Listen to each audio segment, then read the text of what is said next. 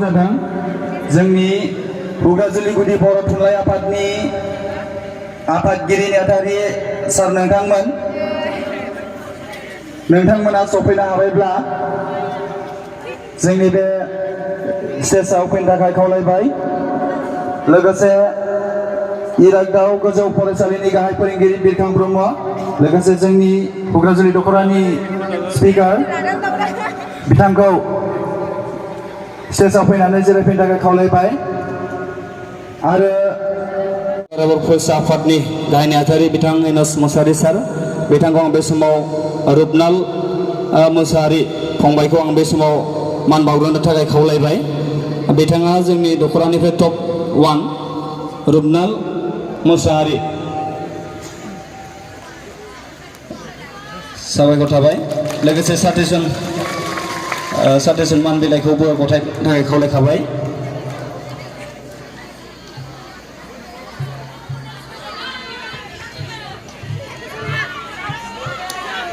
लोगोसेनो गासैखौबो जि खावलायबाय बिथांमोनखौ बे समाव फरायसाफोरखौ मान बावनो थाखाय खावलायनाय थाबाय।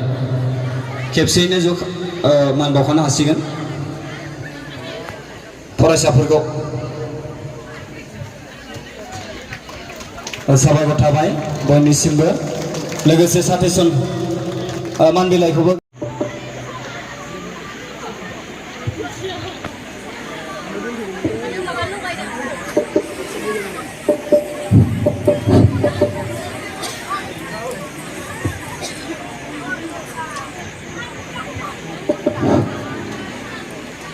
बे समाव जोंहा सनितपुर जिल्ला दुलाराय बर' फरायसा आफादनि जे मोनसे हाबाफारि, बे हाबाफारियाव जोंनि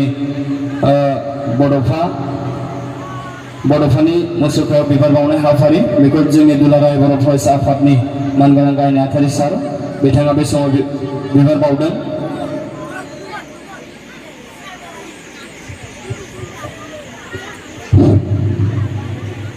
गाहाय आलासि दुलाराय बर' फरायसा आफादनि गाहाय नेहाथारि मानगोनां बिथां सफैबाय।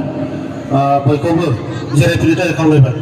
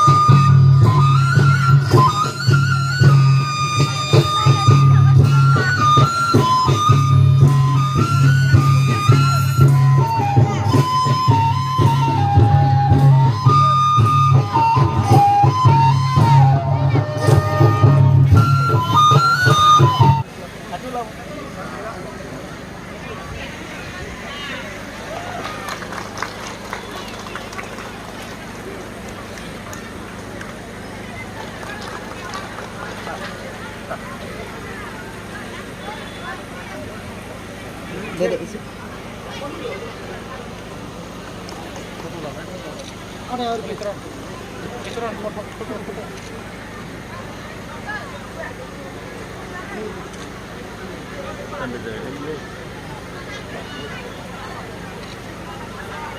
Itu sih mana? Itu susah kan?